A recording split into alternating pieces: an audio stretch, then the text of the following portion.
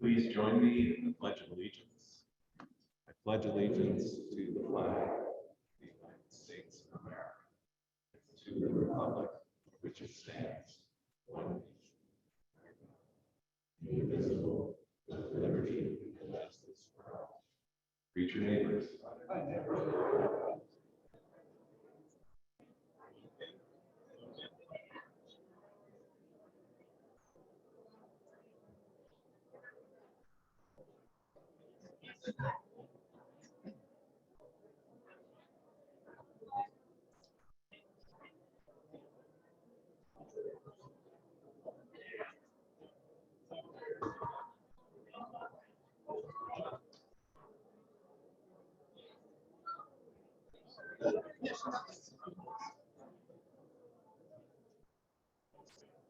Today's invocation will be offered by Lee King.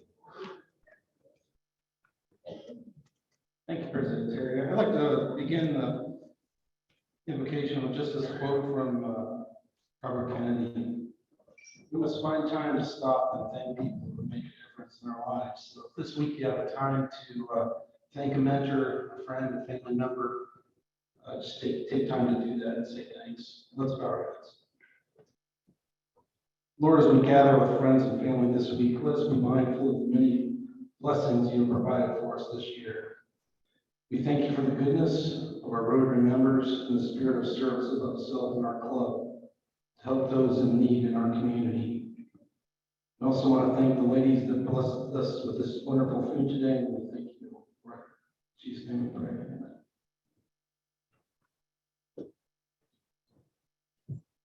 Thank you, Lee. Well, welcome back, everybody. It's good to have everybody back. Last week, we had the unfortunate HVAC issues in the building. So there was a lot of back and forth that Sunday, and we decided just to cancel because we weren't sure that the repairs could be made in time for a Monday meeting. So I appreciate everybody's patience with us as we navigated through that last week. Lots has been happening, though, since we last met. Of course, I'm going to have to mention the Ohio State Buckeyes, and they easily dispensed with Purdue. Sorry, Don.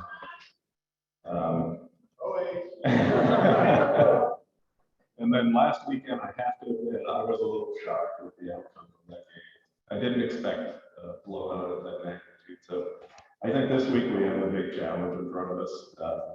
That team up north, so we're looking forward to that this week. I appreciate all the response and the calls for help over the last week, both with the Allegheny League tournament and the Salvation Army bell ringing. With the bell ringing, just so you know, we've actually filled all the slots already. We started out with a few fewer days this year because last year we had trouble filling the slots that we had. But since we filled them so quickly, we're thinking about possibly adding a day. So if you didn't get to sign up and you're interested in doing the bell ring, if you could contact Angel, and she will see how many people we might have and whether or not we could add a day. So if you're interested, contact Angel. So our Veterans Day program, I just wanted to share a couple of thoughts about that. There were two things that I thought was very interesting moments there that our speaker that week. So one of them, and I think most of you might know this, I think Paula mentioned it, but when Paula went to Wooster High School, one of her science teachers was Mr. Dave Gallagher. And so as a surprise to her, Frank had a reception at his house, and this was the moment that they were reunited after all of those years. So that was one of the moments that stood out to me with the Veterans Day program. The other one was this, and it was the cadets from Kent State that were gathering after the meeting, talking to Paula, and I was sort of standing in the background listening to the conversation. And I thought that was a really neat moment, especially for those young women in that group that she spoke to. And one of the things Paula said that kind of stood out to me is she told them, the job that you have now is the best job. And I think not only for folks in the military, but I think that also applies to everybody. So the job that you have now is the best job you can have. Just do the best you can with it. So I thought that was interesting. The Veterans Day program was great. as it is every year. So also this weekend, we have the Alabama tournament. We did have the basketball clinic for the kids on November 14th. We had about 55 kids there, which was down. I think typically we have something like 150 or so, and we knew it would be this year. We're not quite back to normal. It was late by the time we got the clearance to hold the event, but for the 55 kids there, I think it was a neat experience to be there with the players and the coaches. The food drive this year, and we'll have a final report on numbers, but I think we're somewhere around 23,000 items, Joe, that we think we got there again, which is down from prior years, but still a great number to have this year. And we'll work on final numbers for the cash receipts and so forth. A couple other pictures there from the tournament weekend. We had a 50-50 drawing, and we collected food at the door. So there's Steve Flicks by our Rotary table there, and then the other picture is the board members for people, and the one board member there brought his son. So it was a good weekend, and best of all, the Scots won. So they won the final game on Saturday night, 83-71, which was actually a really good game. Scott started out strong, had a good lead, and then had to come from behind in the end. But it was a good game. So thanks to all of you who helped with that. I think it went off very well. So for my today in history was in November 22nd, 1995 is when Toy Story was released. It was the first feature-length film created completely using computer-generated imagery. So that's your little piece of history today. So now I'm going to turn it over to Secretary Lynn, who has announcements and also elections of community officers for the club. Thank you, President Terry. Several weeks ago, you selected 5 past presidents to serve on the nominating committee. Their responsibility is to bring back a slate for the club to approve as our vice president and board members for terms beginning in July. Thank you to the nominating committee for their time and thoughtful consideration in proposing the slate of club leaders.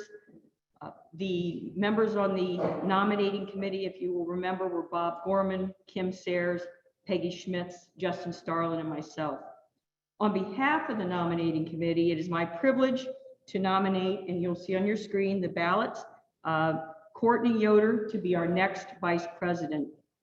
According to the bylaws, any member who has consented and has served at least 1 year on the board can also be nominated from the floor. So nominations from the floor are open. Move the nominations closed. Is there a second to that motion to close nominations? We have a second. Many seconds. Thank you. All those in favor of the motion, please say aye. Aye. All those opposed? Thank you, and congratulations to our new Vice President, Courtney Yoder.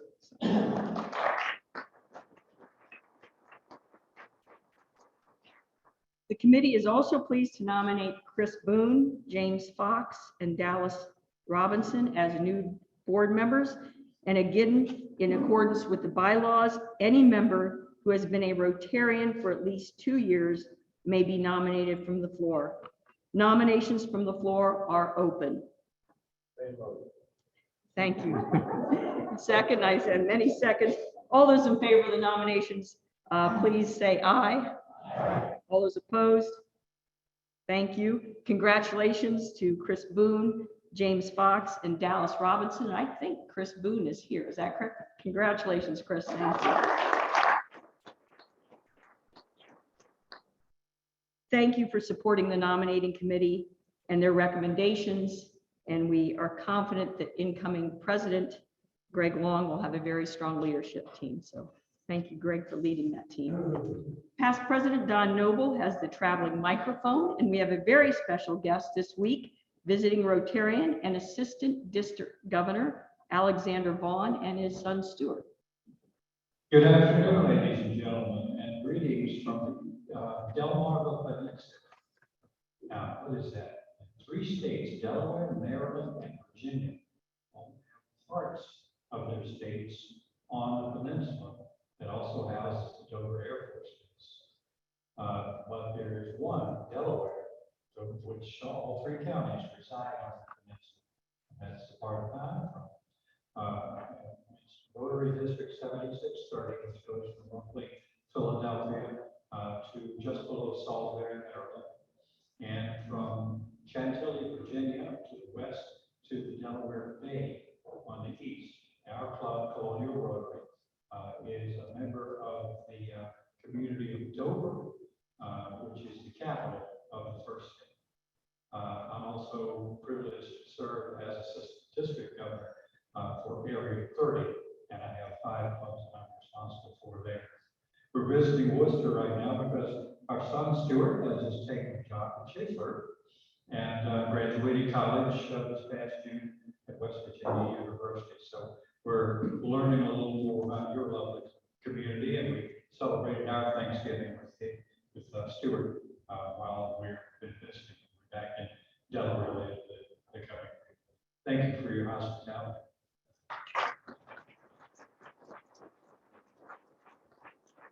Welcome to you both, and you're both welcome to visit Wooster Rotary at any time you're in town. Past president or future president Greg Long has a guest. That was a quick term, huh, Greg? Colonel Humphreys said the female cadets that were here and listened to our speaker talked about that the whole way back, and they were very impressed because the program was kind of geared to them, what they would be expecting in the near future, and how what has been done in the past paved the way for them to make so they can be all they can be as the Army. But so they were just thrilled, and they plan on coming back every year. So I just thought, my guest today is Tammy Cruz. She's the Director of Development and Community Relations at the Connection.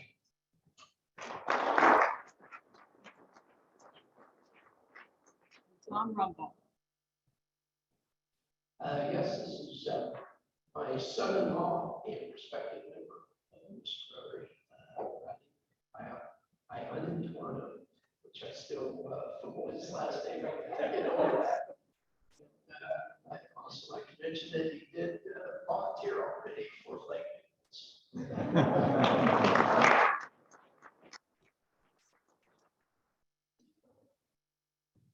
Thank you, Secretary Lynn.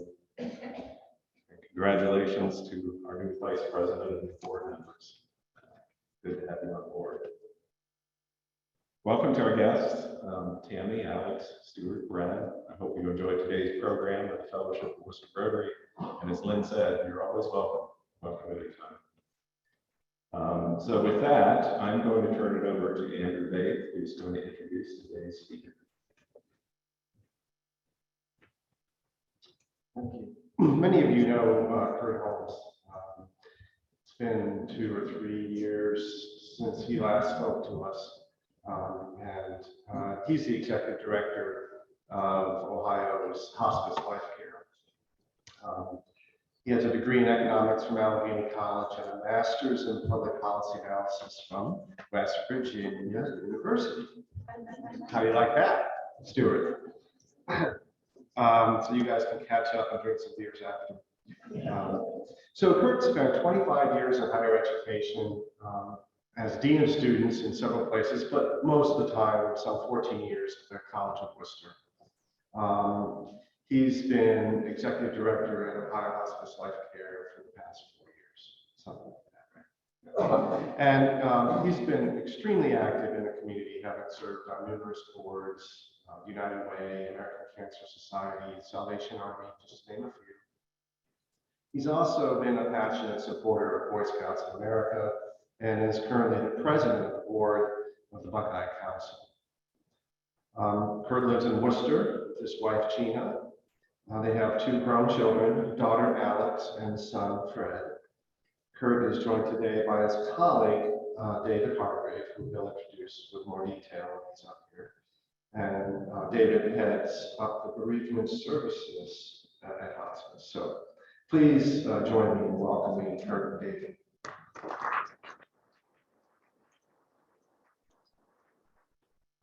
Thank you. Very pleased to be here today. It's always nice to have the microphone when folks you can blame are in the room. Peggy dragged me into my first service at the United Way, so everything else falls from that. And Greg gets cursed for the hours and hours of 1 hour a week Boy Scout work I do. So thank you both. I do want to talk to you a bit. I was here 3 years ago or so and talked about hospice, and really want to talk today about where are we heading, what next? What's changed in the market? What does it look like to be in a healthcare firm in this age of great change? The thing we're working on most, and is most the visible symbol, is our Center for Supportive Care out on Akron Road on our main campus.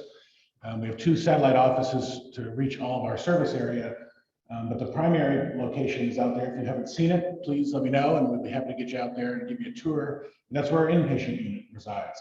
But for years, we've had these collateral services that really weren't being given justice. Our transportation, our mobile care unit, volunteer services. Medicare requires that 5% of your direct patient care come from volunteers. It's one of their cost-saving measures.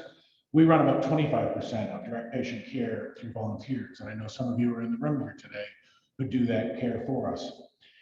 I also know we want to call out the thanks, because many of you in this room are donors to this building and making it possible. We start a lot of our meetings talking about a mission moment, and I want to talk about one of those donor groups, the couple whose name will be on the building, the Gustafsons, Gus and Marilyn Gustafson. They came to us having never been big donors to something because it was a passion for them. They both volunteered with us and saw what might happen. And this mission moment is where they were directly involved in offering that kind of service. We talk a lot about death is an ultimate endpoint, the expected one in our work, but most everything we do is about the living that happens before them. And really, we try to always say yes to something and a challenge that's out there before someone. This patient, and I tell the story with the permission, was an avid fisherman. He knew every spot in the state of Ohio where you could fish, what he caught there, what could be caught there, maps in his house. Our social worker spent lots of time talking with him about that. But he'd not been able to get on a boat for about 2 years and really was missing that opportunity.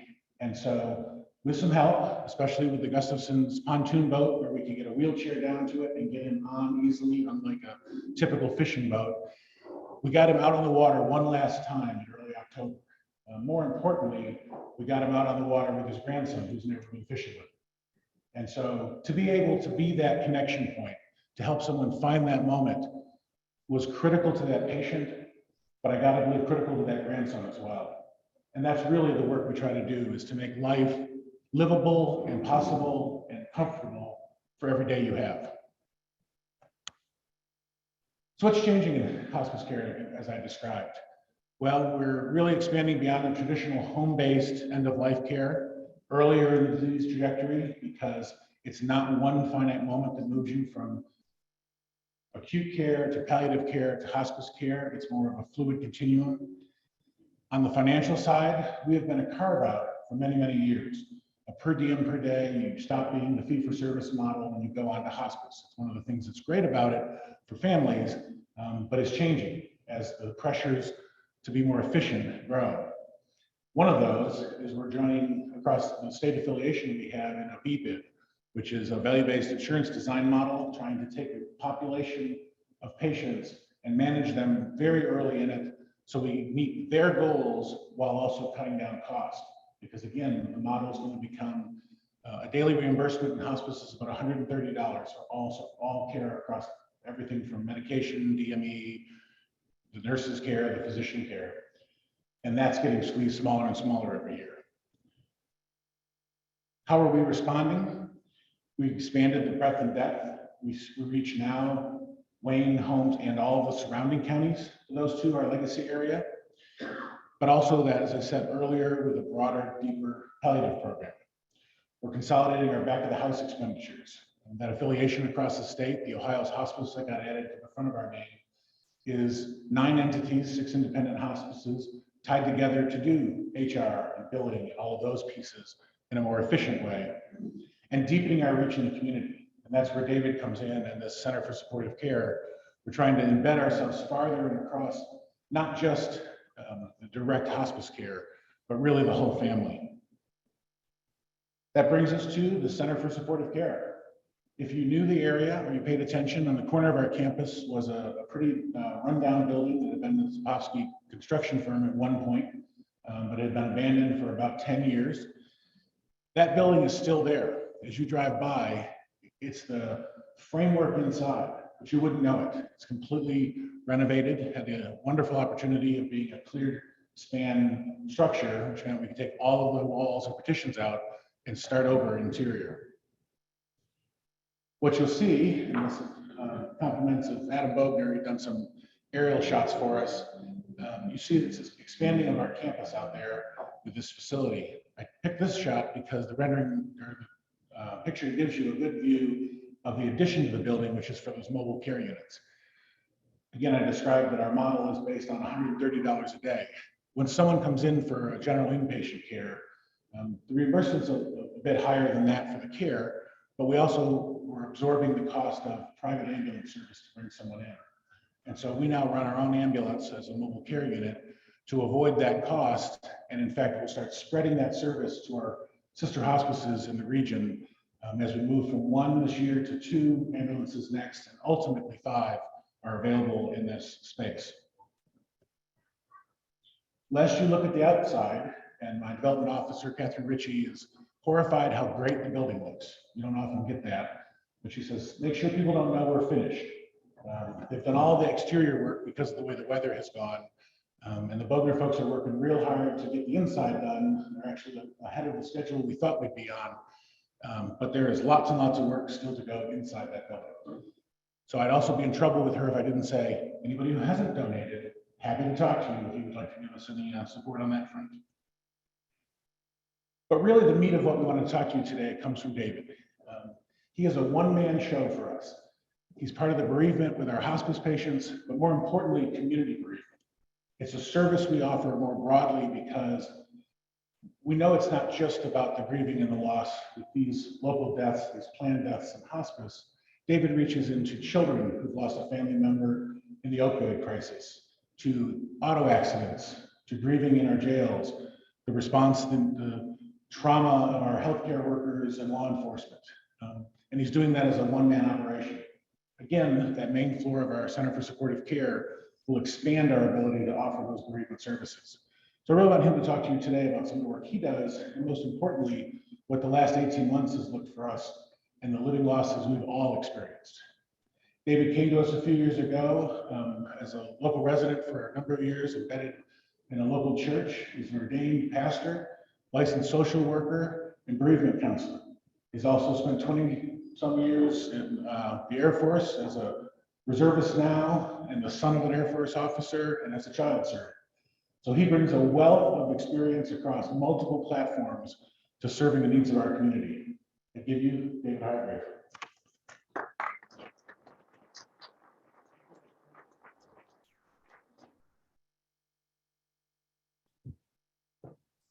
Thank you, Kurt. It is indeed an honor for me to be here and share with you for just a little while. I will give you a bird's eye view for what's going on in our bereavement services and programs, and maybe even some resources and ways to think about grief, loss, and how to cope with it. This information is taken from a course that I'd attended, and it just simply says that the United States is one of the most violent, stressed, and traumatized countries in the world. And then it goes on to share a bunch of really morbid data about our society, things that we all know. And I love this quote here from Robert Kavanaugh. In essence, it says that more grief, unfinished, unresolved grief, resides in the hearts of more American people than he ever imagined. And he says, unless and until these pockets of grief are aired openly, and this is what I'd like for you to latch hold of, they block potential and growth. When we are grieving, when we are in the grips of grief, our behavior and our potential cannot fully be realized.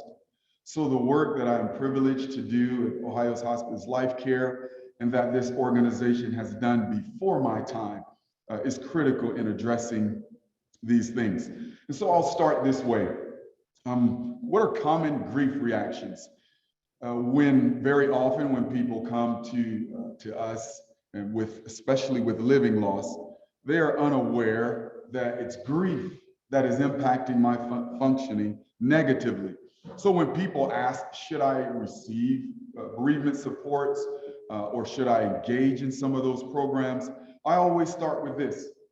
How is your functioning today in comparison to what it was before your loss? Whether that's a death loss or a living loss. So here are basic grief reactions. Sleep, appetite changes, sad relief, forgetfulness. I'm going to just scan over these. But in one of the assessments that I have in my office, there are over 80 different symptoms of grief. It is common for us to think of grief as like when someone is depressed or sad, tearful, they're basics. But these are all common grief reactions. Difficulty with making decisions, starting projects, in comparison to where we were before the loss. Spiritual crisis, anger, stress, hypervigilance. All of these are common grief responses. The last slide that talks about some of these. Delayed grief, disenfranchised grief, disorganization. All of these are common grief symptoms. Grief is a natural response to loss. It's not something that happens to the weak or children or after you reach a certain age. It's a natural response to loss, and it represents all of the internal thoughts, feelings, and emotions after a loss. Whenever we experience loss, there's an automatic, our bodies, our system, there's an automatic move toward repair and healing. So that's some of the good news. But living loss, we're aware of death losses and the impact that it can have. But this category of living and symbolic losses creates the same kind of grief response, only there has been no death. And so one of the examples of living loss is disease progression and serious illness.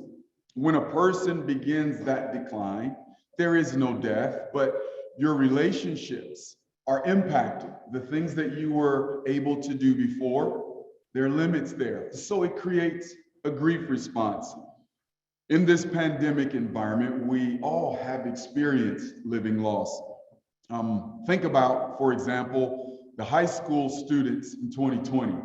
I'm privileged that my younger two daughters, the very first year running track, she went to state and placed 8th in one of her events, and she never really, I don't think she minds me saying this, worked really hard to train outside of normal practices.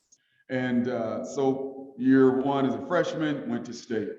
Year 2, sophomore, went to state, placed 8th. Year 3 was the first time she determined, I'm going to work hard outside of our structured things. And she did put in the effort to see if I can move past this 8th place. Then 2020 was year 3. There was no track season. She is just one example of all of our high school students that did not get to experience a normal graduation, prom, competing in those events. That created a grief response, and it's what we call a living loss. There was no direct death, but all of the anticipated norms and preparation were unrealized, living loss. And so if you think back to the previous slides, all of those common grief symptoms, increased irritability, some of those things, inability to focus and plan, again, all results of living loss. And those things, as they are opened and mourned, expressed, is the path to healing. So here are a few more examples. It's not exhaustive, a few more examples of living loss. losing a job, breakup of a relationship, loss of routine. All of these are common examples that create a grief response. In the work that I am privileged to do, one of the things that I like to share with people regarding grief and loss, again, is where is the functioning in comparison to where you were before the loss. We have, in our country, have all gone through heated election cycles and disagreed with one candidate or the other. But if you think of the level of vitriol and angst, separation in churches and families during this last cycle, I suggest that a part of that is the grief that we as a society were experiencing because of the disruption created by the pandemic. So here are other examples of all things that create that sense of loss that we have experienced. They say a picture is worth 1,000 words. The impact on mankind, on each of us, of tragedy, of loss, is really demonstrated in this photograph. It does not matter age, education, race, religion. When tragedy strikes, and this is a picture of 9/11, when tragedy strikes, it impacts all of us. And the solution, the answers, the healing process begins with connection, relational connection, and being able to open up some of those places of grief. So loss, when we experience loss, whether it is a death loss or a living loss, it creates feelings of vulnerability. The feeling, the idea that the world is safe, things happen in a predictable pattern. We wake up and go to school, or wake up and go to the store or work. That is disrupted in loss. And so these are common feelings, and understanding, I think this is something that you can all take away in your own lives and with those that you love, family members, friends. There are real, very real feelings of disruption and vulnerability that are a response, a normal response to loss. And as we know this and respond accordingly, it can lead to healing, the healing process. One more picture that I like to share. This is after, I believe, Hurricane Katrina. And this family has lost everything.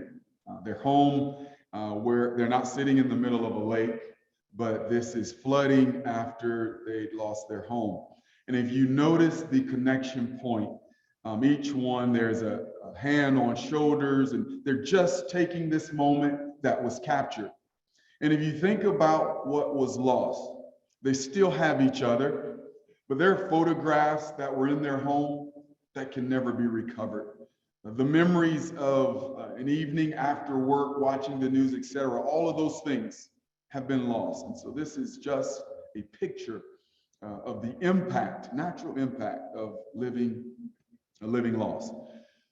The framework, and I'm almost finished, but I hope you're getting the sense of the impact of grief, how it can disrupt our functioning, and the idea that there is hope. There are things that can be done to enhance our functioning and bring it back to places of performance like it was before the loss.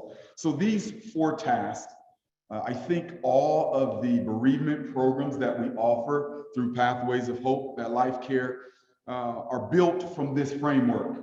And the idea that William Warden teaches in this theory is that after we experience a loss, be it death or living loss, there are 4 tasks that the griever has to work through.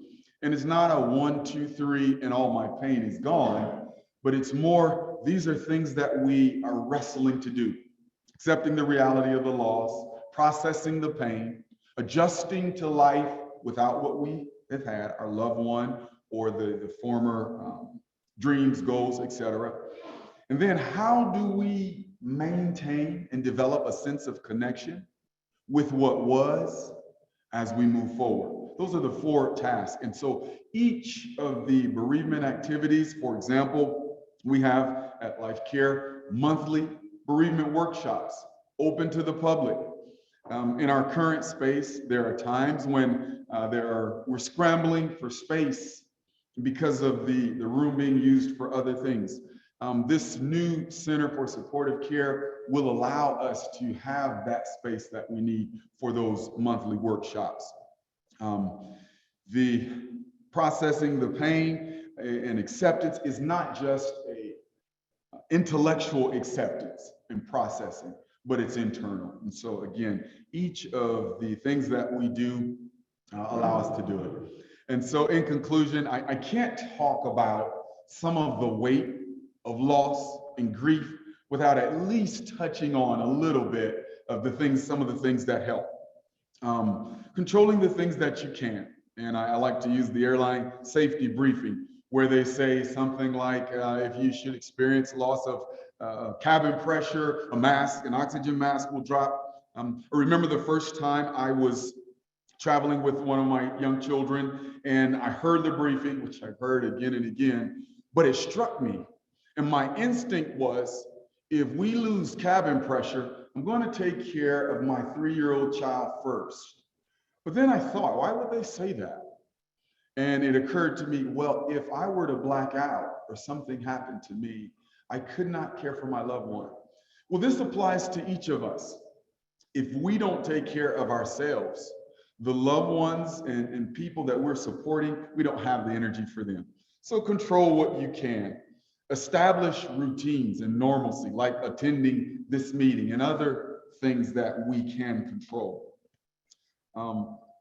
Nurture, self-nurture, practicing gratitude. I think someone shared I think before the invocation, before the prayer, the importance of finding something you're thankful for and expressing that. That is one of the most powerful treatment interventions for grief. Gratitude is. And so these are all just some basics of what we do through our bereavement programming. And I thank you for the courtesy of your attention. Now, I don't know if there are any questions or thoughts. David, I was one of the people at your class 1 or 2 weeks ago as a free class Monday, and it was good stuff. So, thank you. Thank you.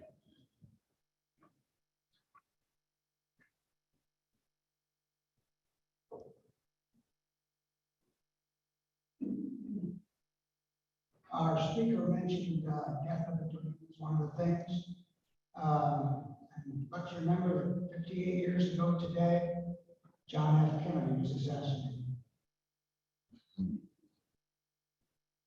That is another great example of a loss that has impacted our culture and creates a grief response. Thank you.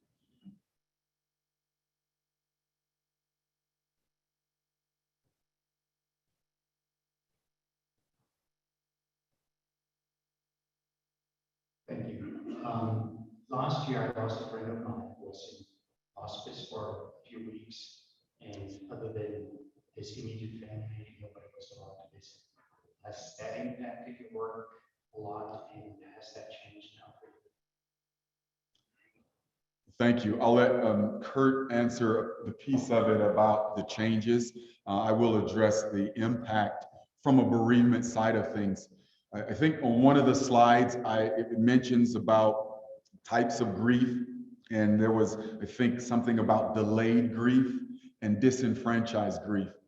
In this COVID environment, I've met with people on one side of the equation, on both sides of the equation. So there are people that have come to my office for bereavement support that has lost a loved one, not due to COVID. And what they have expressed is, I almost hesitate, and sometimes I feel like maybe I shouldn't talk about my loss because I know so many others that have lost a loved one because of COVID. That creates some disenfranchisement. Is it okay for me to really express my pain while so many others have lost a loved one because of COVID? On the other side of that thing is true. There are those that have lost loved ones because of this pandemic, this disease. And then when they see a loved one that maybe has lost a child, there are many losses in our community. For thinking of a family who a 9-year-old child and his 5-year-old brother found their mother overdosed, and struggling with that. And so there's someone affiliated with this family that said, gosh, I lost a loved one because of COVID, but I hesitate to mention that because the pain that these children are experiencing, that creates disenfranchisement. And so it absolutely has had an impact from a bereavement perspective. And what I would say the best thing we can do is not compare our losses or the impact of those losses with someone else, because it's just as real. It's just as impactful. Loss is loss. And as we can normalize and validate that, it makes a big difference. And so that's a really good question. And that is one way this environment has impacted our loss. As far as the change and how we responded to it from a policy side of things, Kurt. Yeah, I'll just add a couple observations, both the care and the families and friends. It was tough on both sides. We had the benefit that often when someone came to hospice, we could connect them more than they'd experienced in the hospital experience. When they couldn't have someone there or one person only, and they'd come to our inpatient unit and we could open the back doors and have family on the patio and at least interact with their loved one in those last days and hours. But even our team felt it. When we moved to more telemedicine, I got a team of huggers and touchers. They want to hold someone's hand, they want to give them a hug. And when you're doing telemedicine or you're doing it from across the room, or we had volunteers who insisted, even as we told them they couldn't be involved, that they were still going to stay connected, and they'd go sit in the driveway and talk from their car into a window of a house. So yeah, it was really a time for all of you, but even on the caretaking side, when they couldn't interact in the ways that they did their care prior. The good news is we're basically out of that, back to a place where we can. There are still moments where it's impacted, and probably permanently does across all of our lives, how we interact. But it was a strange time to be practicing medicine.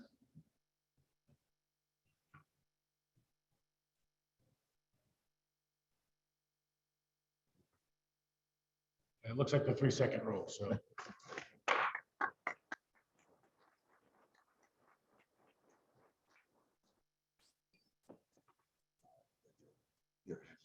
Yes, there are handouts on the table that you're welcome to take with you. And I think we might even have a few extras up here if you want one to take with you. So Kurt and David, thank you for coming today and talking to us about the important work that's done at Hospice in Wayne County and opening the Center for Supportive Care. It's comforting to know that these services are available locally in our community, and thank you for the work that you do. In recognition of your time with us here today, for each of you, I have this rendition of our Rotary Club Wheel Service Above Self, our 4-way testament.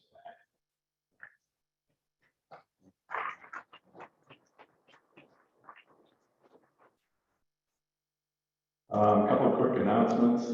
Peggy, it's good to see you back with us today. Good to have you back. Next week, our speaker will be Kevin Day with the topic of how does an insurance company work.